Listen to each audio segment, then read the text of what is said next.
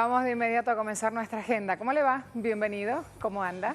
En Bolivia hay una información que indica que están inhabilitados para las elecciones generales 365 candidatos. Preguntamos, ¿solo la dictadora Yanine Áñez podrá presentarse entonces a las elecciones? Allí algunas de las opciones para que ustedes respondan. Y también estamos muy atentos de la llegada del Fondo Monetario Internacional a Argentina para revisar cuentas públicas, para renegociar deuda. ¿Argentina debe pagar sin auditar la deuda? Decimos allí en Twitter. Usted también tiene la opción de participar, sobre todo después de las palabras de Cristina Fernández el sábado en Cuba. Hay que ponerse a estudiar un poquito más acerca del origen de esa deuda, con quién se contrajo, dónde están esos dólares. Tenemos presencia en Twitter y en Instagram. Súmese. Hoy también hay un programa con una agenda bien cargada, así que vamos a empezar. Este miércoles, candidatos a las elecciones presidenciales, senadores y diputados en Bolivia tendrán la oportunidad de completar la documentación requerida para participar en las elecciones generales del próximo 3 de mayo. La documentación entregada sería objeto de análisis legal en los plazos y tiempos establecidos en el calendario electoral, según el presidente del Tribunal Supremo Electoral, Salvador Romero. La autoridad electoral aseguró que la decisión podrá ser objeto de apelación por parte de los partidos y alianzas habilitadas para las elecciones generales. Hasta ahora, la institución tiene inhabilitado a varios candidatos por supuesto incumplimiento de requisitos legales. Por su parte, la dirigencia del MAS han denunciado la sistemática persecución política por parte del gobierno de facto de Yanine Áñez, quien también ha decidido postularse a la elección presidencial. Finalmente, entre el 21 y el 23 de febrero, el Tribunal Supremo Electoral publicará la lista oficial de los candidatos habilitados de las organizaciones políticas y sus alianzas en su portal web, a partir del 20 de marzo, día en que se publicará la sustitución de los candidatos por causa de inhabilitación u otras causales. Hoy, en Agenda Abierta, damos seguimiento al proceso electoral en Bolivia, en medio de la tensión que vive el país con la institucionalización del golpe de Estado perpetrado por sectores extremistas de la oposición, que acabó con la salida del líder y candidato a senador Evo Morales. Prensa Latina dice, el MAS, la organización del Movimiento al Socialismo, apuesta por agenda del bicentenario para comicios en Bolivia.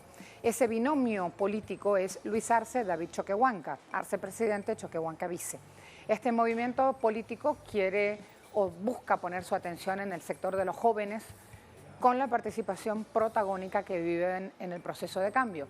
Quieren profundizar ya 3 pilares que están delineados, que hacen parte de la agenda del bicentenario, y entre esas líneas de trabajo buscan bajar pobreza, diversificar la economía y consolidar la industrialización en Bolivia. Ya ese primer paso y grueso lo dio Evo Morales en los años de gestión presidencial. Quieren seguir trabajando esa misma línea, seguir industrializando el país. Página 7 dice, el MAS aprueba resolución para evitar proceso a dirigentes. Un proyecto de declaración que exhorta al gobierno de facto a respetar el Estado de Derecho y que el órgano judicial, fiscalía y policía garanticen derechos de sus dirigentes y de las exautoridades del movimiento al socialismo. Fue presentado ayer este proyecto de ley. Evo Morales también inclusive hacía referencia ya a este proceso y pedía que no sea judicializada su gente y que puedan participar, como todos lo hacen, en igualdad de condiciones en las próximas elecciones generales. Además, el portal Opinión Bolivia dice, seguidores y detractores de Camacho terminan en gresca. Anunciaban la llegada a Quillacollo del candidato presidencial por el partido político Creemos. La cuestión es que había un grupo que estaba denostando, que estaba rechazando su visita. Se generaron allí algunos incidentes, tuvo que intervenir la policía, el grupo gritaba y acusaba de motines y golpistas a los policías que estaban en el lugar. Hay 2 arrestados. Estamos viendo cómo aparecen nuevos ingredientes en este escenario electoral rumbo a las generales 2020 en Bolivia. Vamos a ver cómo los candidatos que tienen plazo hasta este miércoles para completar los documentos requeridos y no quedar fuera de la contienda se van pronunciando. Me voy al lugar de los hechos. Me está esperando Freddy Morales. Freddy, cuando quieras.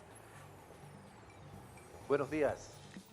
Este miércoles, al final de la tarde, vence el plazo para que partidos y frentes que participan de las elecciones del 3 de mayo subsanen las observaciones que hizo el Tribunal Supremo Electoral a la postulación de algunos de los candidatos.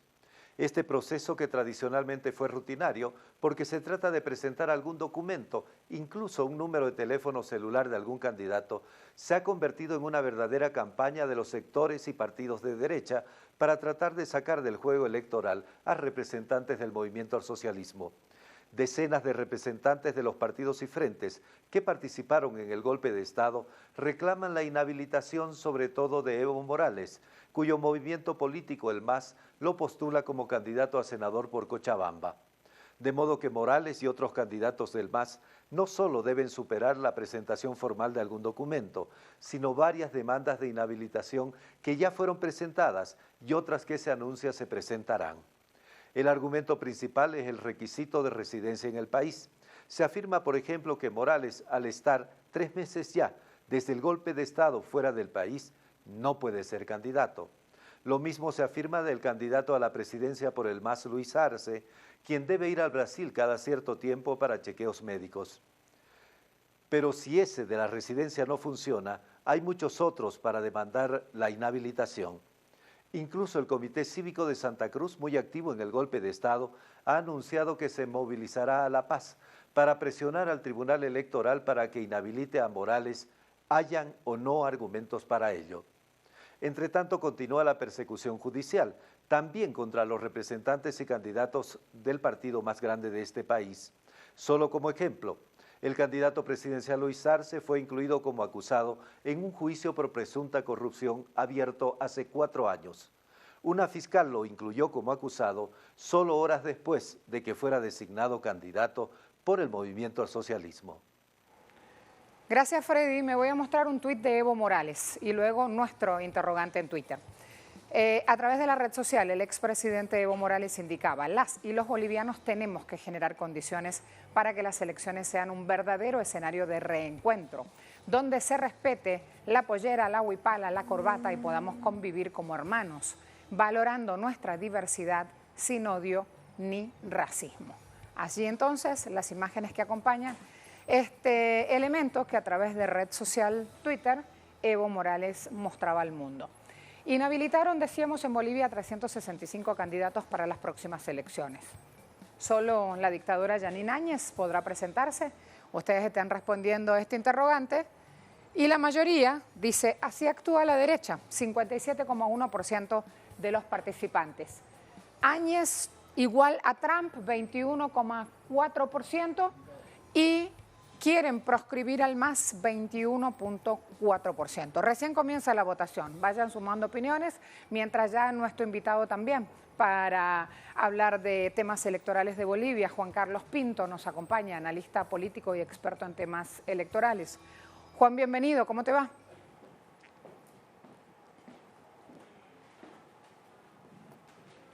Hola. Te escucho, bienvenido. Hola. Y un saludo fraterno desde Bolivia. Muchas gracias. Vamos a ver, con esta cantidad de inhabilitaciones políticas, ¿el rol y el plan de trabajo del MAS varía?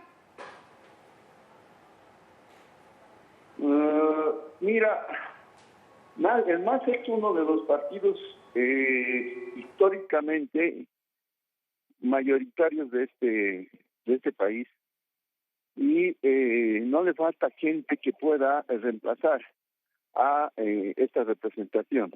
Es más, esta representación que hoy se tiene se ha construido desde la base una reivindicación justamente de sectores que han dicho: hay muchos dirigentes que nos han representado antes y es el momento de que la base también esté presente con su mandato y que se respete este mandato. En esa misma perspectiva, seguramente las propias bases con las que se cuenta van a poder reconstituir el instrumento, la representación con la que se cuenta. Cuando hablaba de si van a variar, es porque luego de la lectura, tras el golpe de Estado, Evo Morales decía: no tenemos plan B. Se juntaron, hicieron una gran reunión las autoridades políticas del MAS, su gente, quienes los votan, y ya había que tener una opción también o un plan B ante esta situación que ahora se está dando. A eso me refería, si hay una adecuación justamente para poder llegar a las elecciones. El plan B, en todo caso, tiene contemplado hoy el tema de que, a pesar de las elecciones, a pesar del, entre comillas, marco democrático en el que nos desenvolvemos, estamos considerando el hecho de que la oposición, aún cuando fuera una victoria contundente del MAS, no está dispuesta a ceder el gobierno.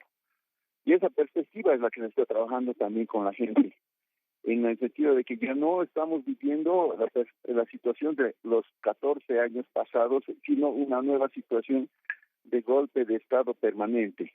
En esa perspectiva entramos a las elecciones, entramos al juego democrático para demostrar que somos mayoría, vamos a hacer los cambios pertinentes que se está pidiendo desde el órgano electoral para ajustar esta situación.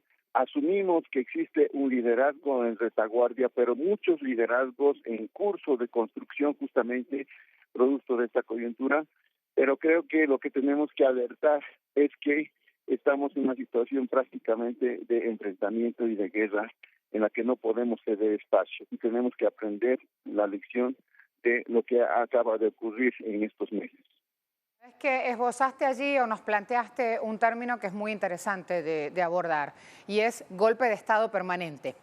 ¿Cómo se está viviendo en Bolivia para que surja justamente este golpe de Estado permanente como una denuncia por tu parte?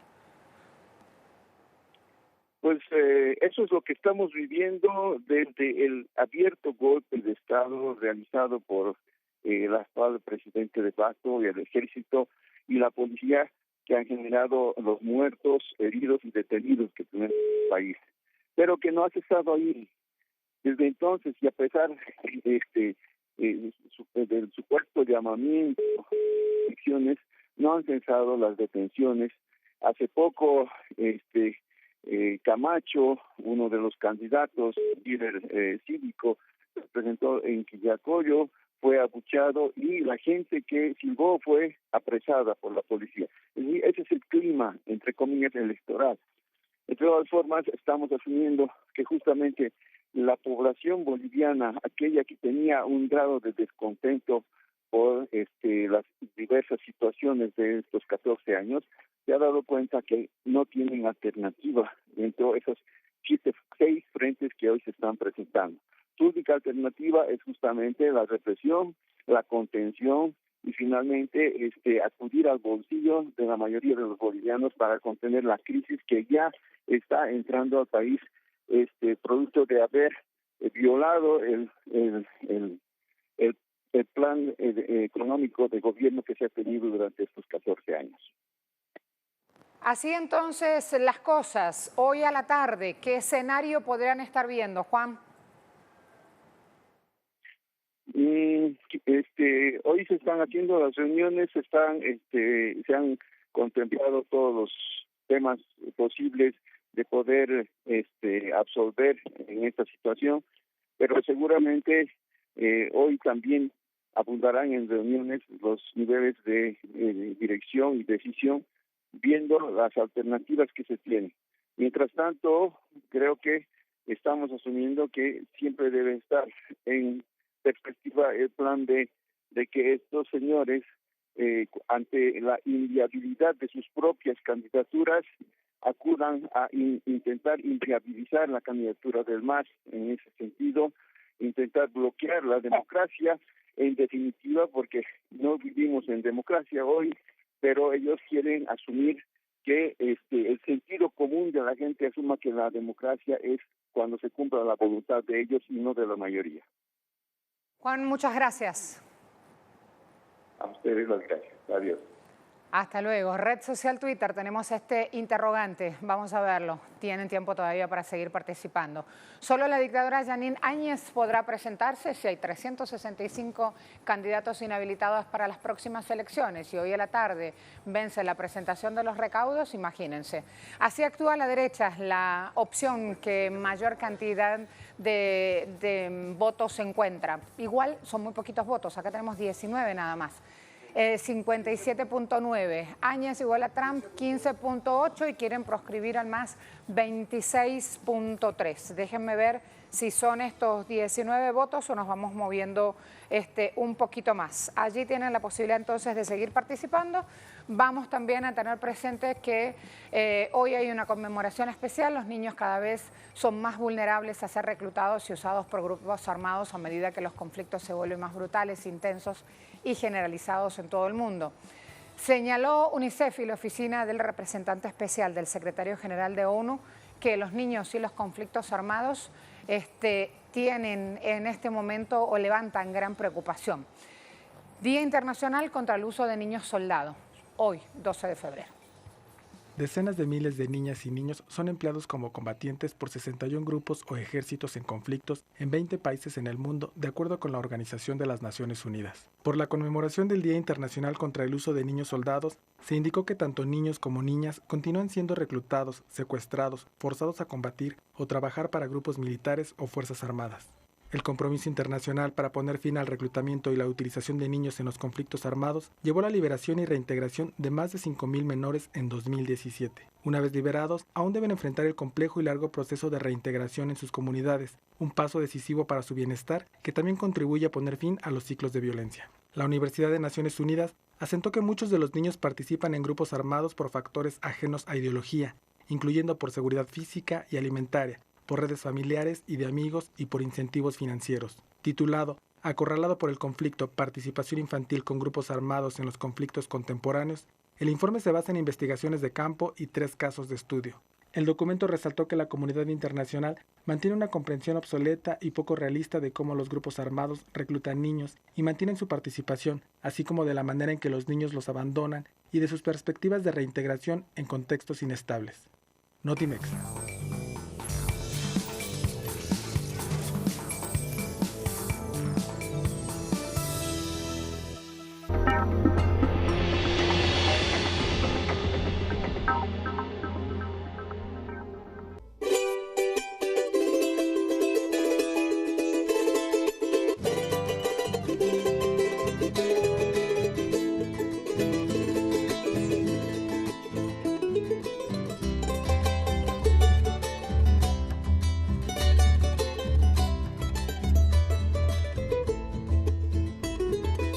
De febrero de 1818, Declaración de Independencia de Chile.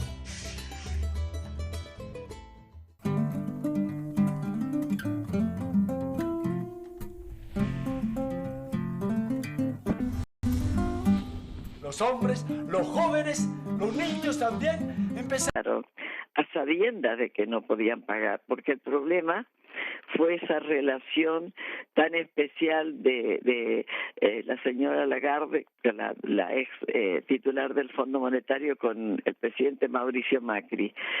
Ella, cuando le prestan ese dinero al fondo, que es la erogación más grande que el fondo ha hecho en su historia, creo, cuando le prestan, sabía perfectamente que no le podían pagar.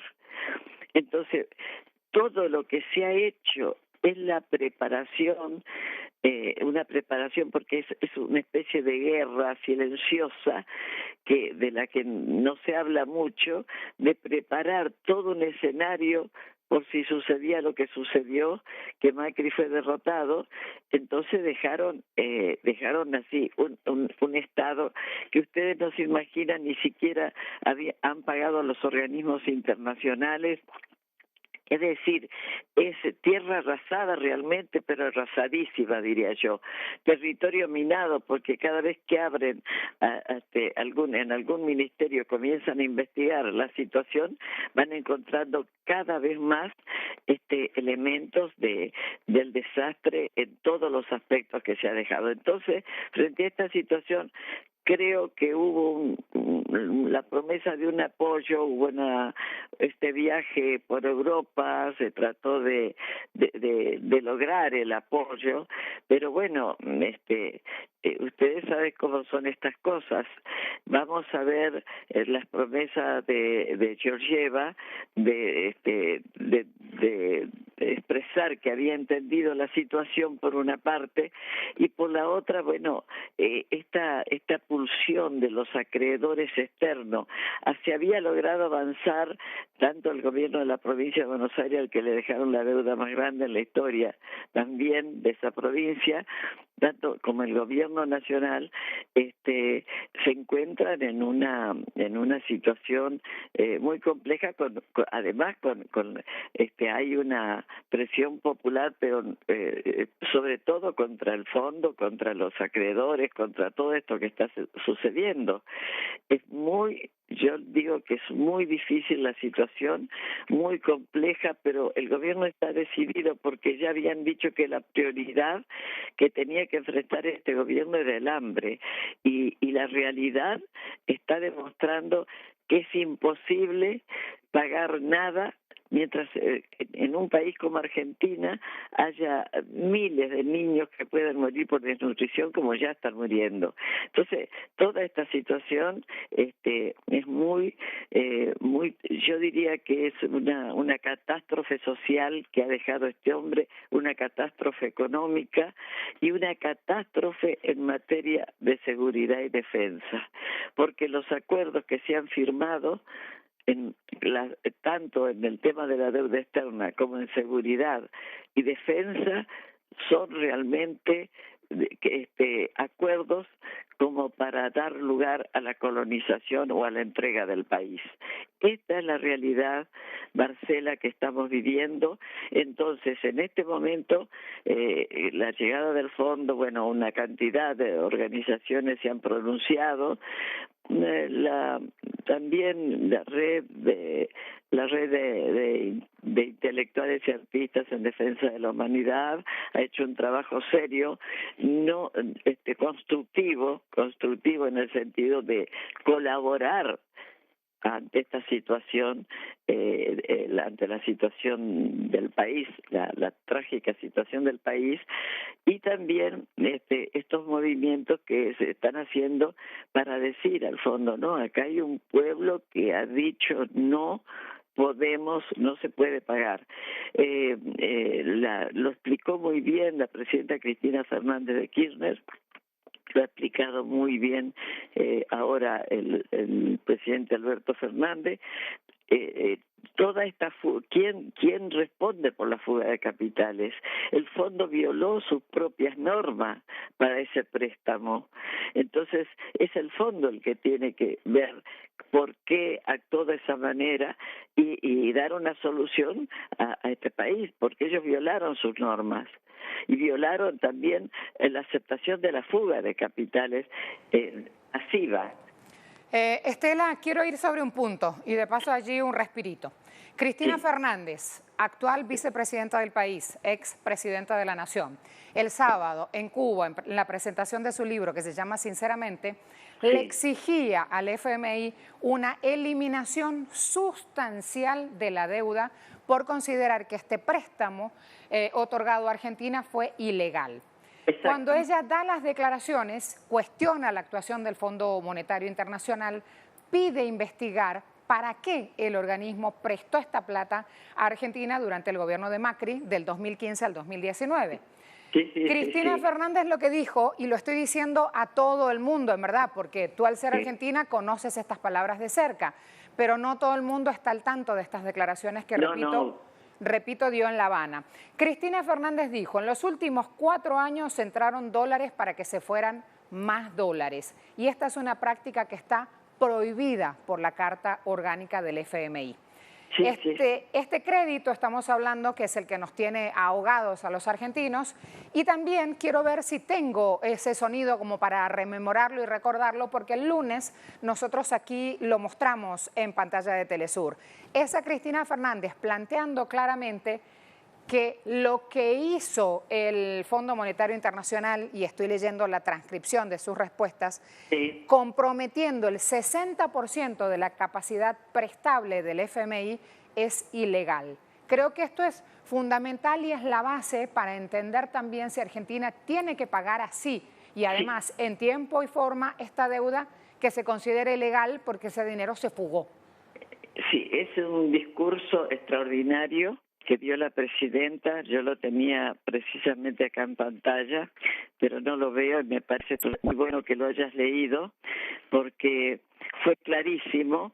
Y clarísimo decirle al Fondo Monetario, sobre todo de Cristina Fernández de Kirchner, que en los tiempos en que su esposo Néstor Kirchner se negoció esta deuda con el Fondo Monetario Internacional, se decidió ante la incomprensión total, por supuesto, pero incluso ahora eso está grabado porque el fondo sabía lo que estaba violentando con este préstamo, ¿entendés? Estaba violentando todas sus normas y aparte de eso tiene que dar cuenta porque ellos sabían que de ese dinero no ha entrado nada al país.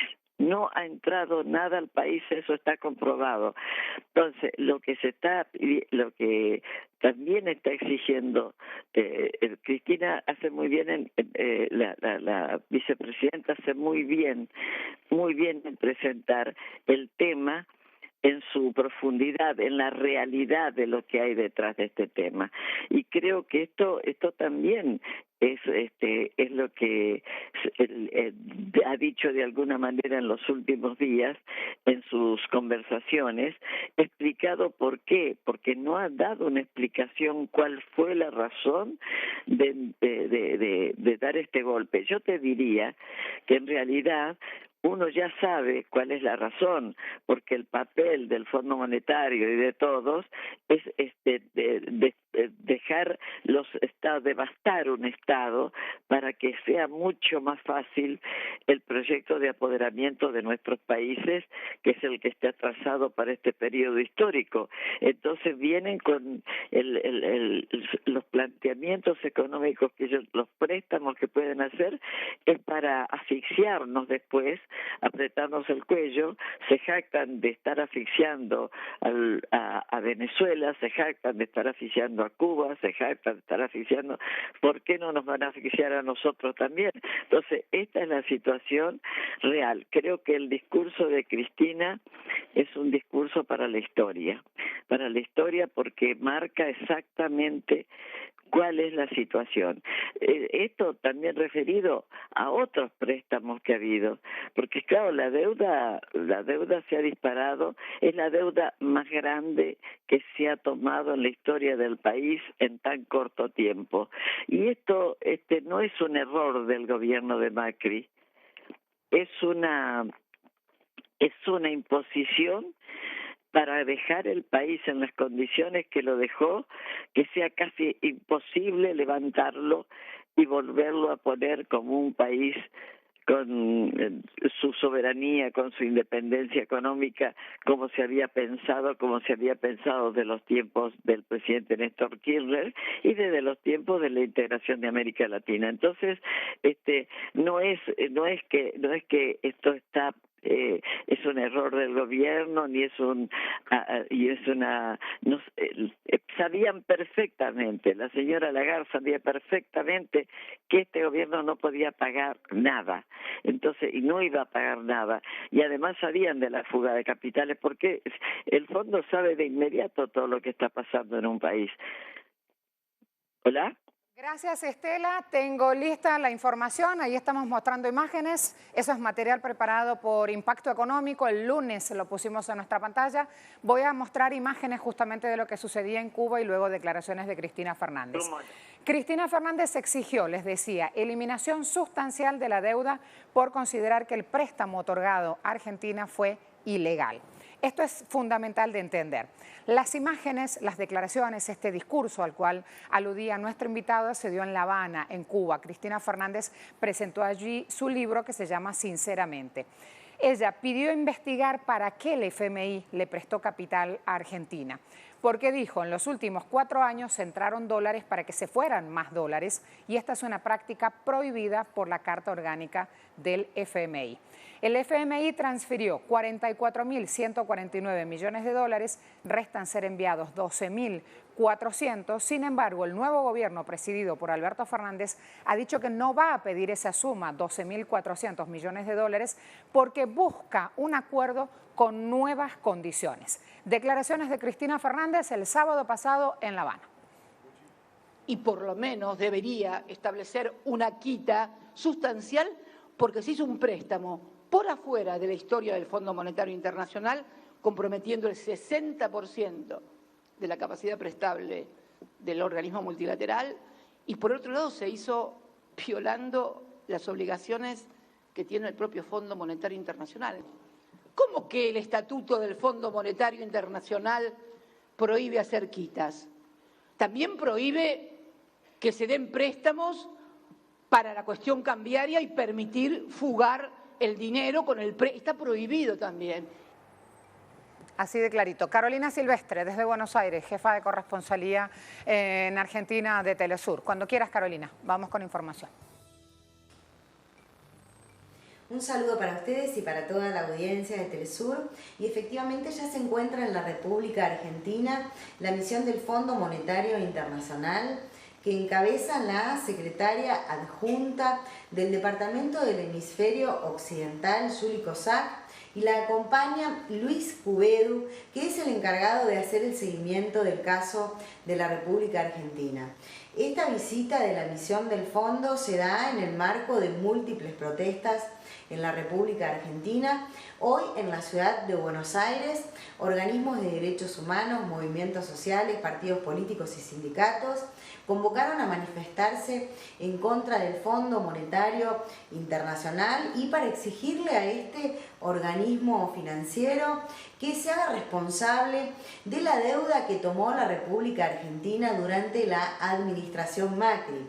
Recordemos que el gobierno de Mauricio Macri se endeudó por 57.000 millones de dólares, de los cuales 44.000 millones de dólares es el monto que tiene que renegociar la administración Fernández. Decíamos que la visita del Fondo Monetario Internacional se da en el marco de múltiples protestas y también se da en el marco de la intervención del ministro de Economía, Martín Guzmán, en el Parlamento argentino, donde hoy se hará presente cerca de las 17 horas de Argentina, a fin de rendir cuentas de cómo va a ser esta renegociación con la misión del Fondo Monetario Internacional. Recordemos que el Parlamento argentino ya le brindó herramientas al Poder Ejecutivo Nacional cuando aprobó la Ley de Sostenibilidad de la deuda externa pública bajo legislación extranjera. Esto fue nada más días atrás, la semana pasada. El Parlamento argentino, el Senado de la Nación, la aprobó a esta norma por unanimidad y la Cámara Baja hizo lo propio con solo dos votos en contra y una abstención.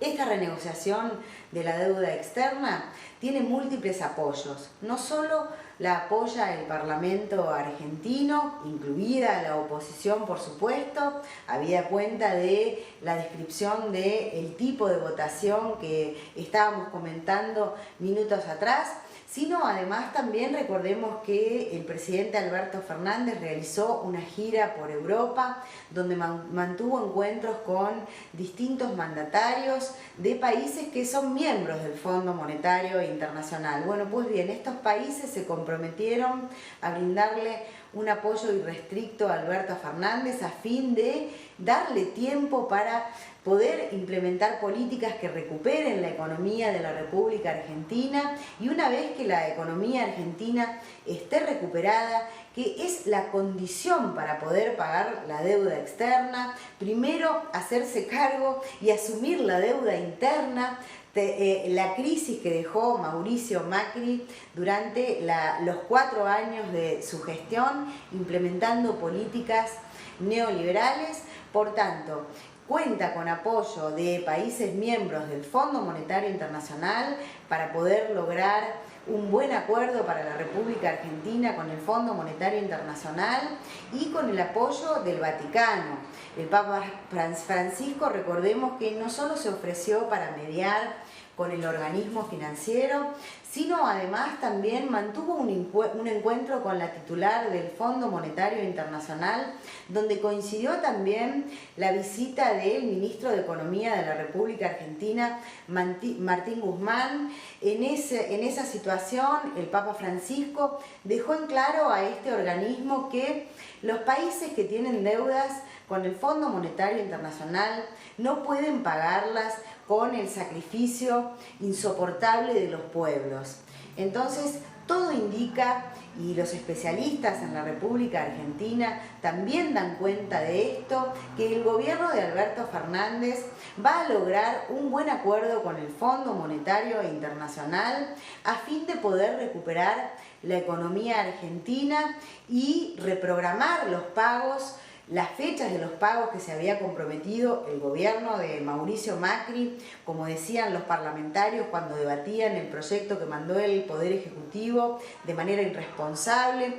Habida cuenta que la administración Macri se comprometió a pagar al Fondo Monetario Internacional durante el año 2020, es decir, el año en curso, el 2021, el 2022 y el 2023. Esta cifra de 44.000 millones de dólares durante estos 4 años. Cosa que no va a poder cumplirse, por eso es que se está renegociando la deuda externa en dólares de la República Argentina y el presidente Alberto Fernández también ya le adelantó a este organismo financiero que la Argentina estaría recién en condiciones de cumplir con sus compromisos de pago en el año 2024. Nosotros vamos a hacerle seguimiento a las manifestaciones que van a realizarse hoy en la Ciudad Autónoma de Buenos Aires en contra del Fondo Monetario Internacional y a la intervención del ministro de Economía en el Parlamento argentino. Volvemos con ustedes a estudio. Muchas gracias, Carolina. Quiero rapidito ir a mostrarles 2 tweets y luego leo las respuestas generales a todo. En este caso son 2 hombres. Gracias, Vladimir. Miren qué gracioso lo que dice Vladimir aquí.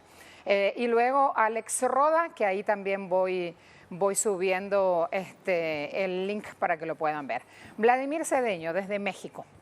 No me pierdo un detalle de las conferencias de Cristina Fernández. A veces pienso que usted y yo estamos hechos uno para el otro. Le debe estar hablando a Cristina, ¿no?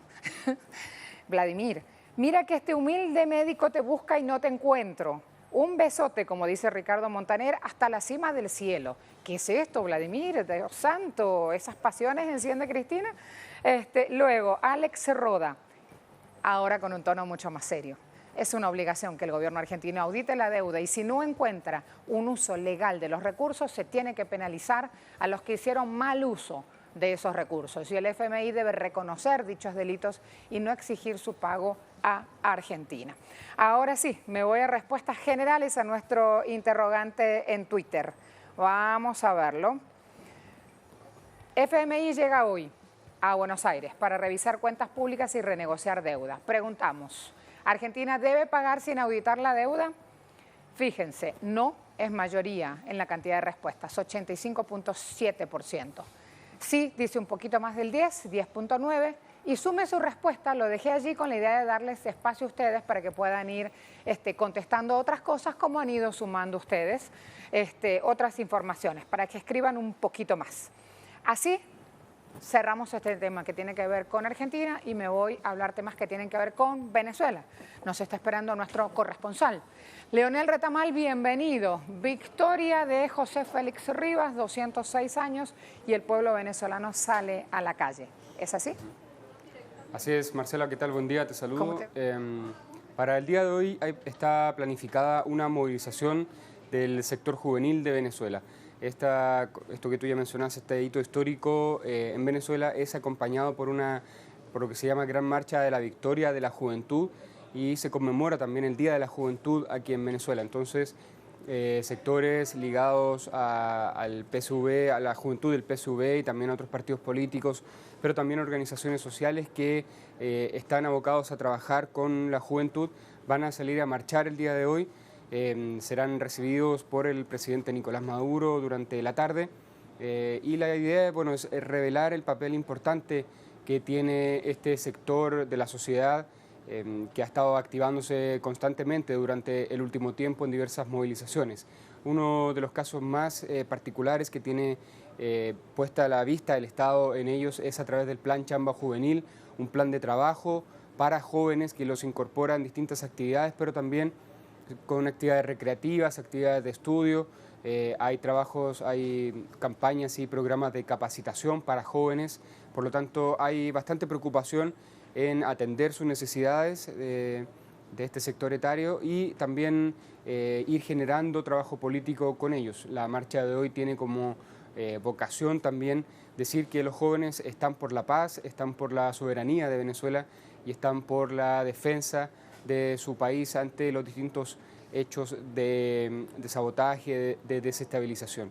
Un hito fundamental, por ejemplo, que ha sido relevado durante este mes de febrero fue la participación que tuvieron precisamente los jóvenes durante el 23 de febrero del año pasado, 2019, cuando en el sector de la frontera entre Venezuela y Colombia se trató de ingresar estos camiones de la ayuda humanitaria y los jóvenes del lado venezolano tuvieron un papel preponderante en distintas labores que desarrollaron, generando comida, labores de autodefensa, actividades recreativas y sociales ahí en el lugar y por lo tanto van a ser seguramente reconocidas su labor como ha sido durante este mes de febrero. Así que estaremos pendientes del desenlace de esta movilización que parte en horas de la mañana aquí por las calles de Caracas. Marcela. Muchas gracias, Leonel. Dejo Venezuela y me voy a Estados Unidos con Jorge Gestoso. Los demócratas están haciendo elecciones primarias. Ganó Sanders. Jorge. Marcela, en definitiva hubo una sorpresa o por lo menos algo relativamente inesperado en estas primarias del estado de New Hampshire, en donde estuvieron en disputa 24 delegados y fue la persona que terminó en tercer lugar. Estamos hablando de la senadora Amy Klobuchar, que en realidad representa el centro, una posición moderada que de alguna forma había capitalizado hasta esta instancia el alcalde de South Bend, Pete Buttigieg. En definitiva, se afirma básicamente el senador Bernie Sanders como el hombre que representa el discurso más progresista dentro del partido, es decir, queda muy debilitada en esta instancia, quien de alguna forma podía disputarle alguna parte de esos votos, que era la senadora Elizabeth Warren, que terminó apenas en cuarto lugar. Un gran fracaso para el ex vicepresidente Joe Biden, que terminó en quinto lugar y que incluso antes de que terminara el recuento de votos ya se tomó un avión y se dirigió a uno de los próximos instancias de este proceso, que es Carolina del Sur, donde espera tener un fuerte apoyo de la comunidad negra.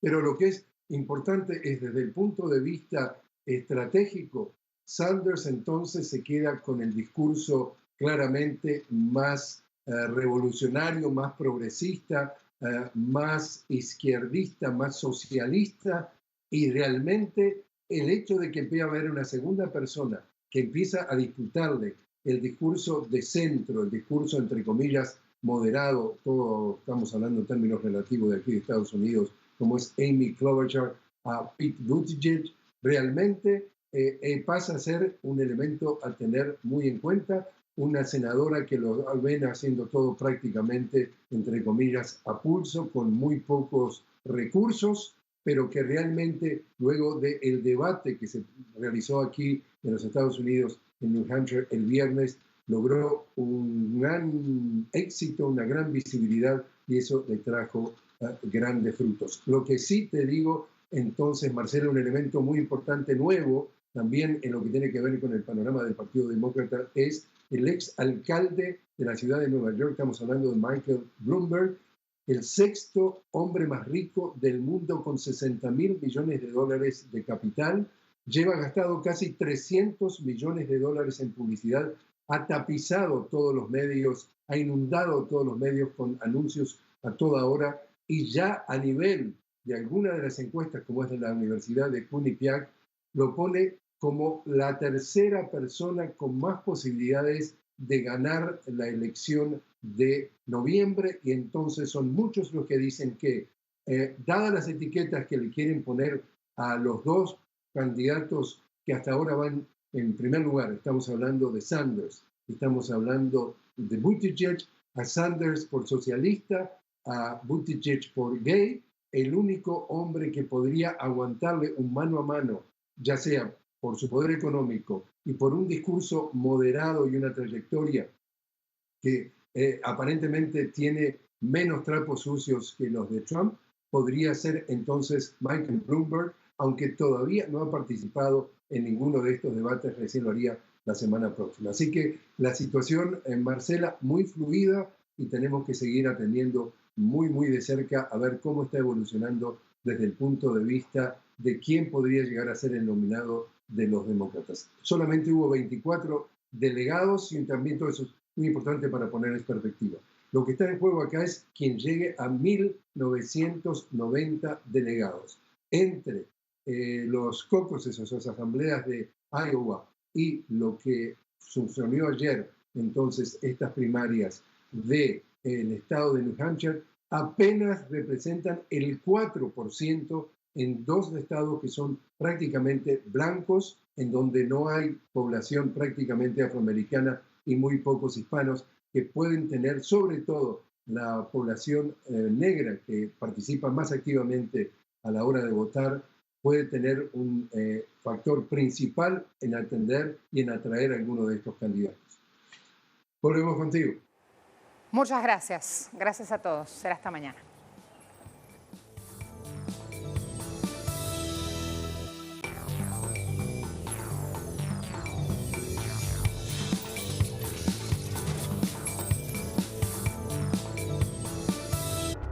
Bizim o vakit maqsadımız öylep ketiş, öylep ketsek cennet görmemiz dep. Reportajes Telesur presenta. Durante años, grupos extremistas han generado caos en una región de China.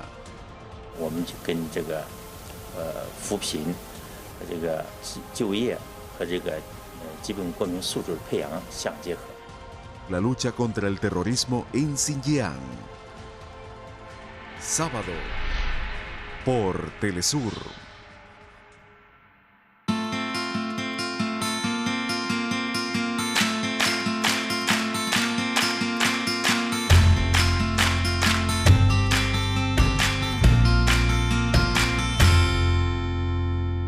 Rendimos tributo a las culturas, a los creadores y los cultores.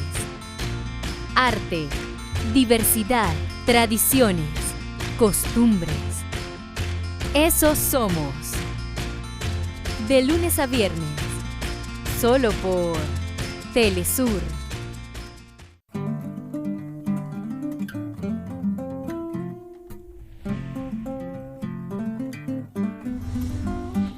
Los hombres, los jóvenes, los niños también empezaron a sentir el gusto de trabajar en el cacao. Es la gallina de los huevos de oro que nosotros debemos aprovechar. En realidad el proyecto nace también por una necesidad de contar con metodologías que nos permitan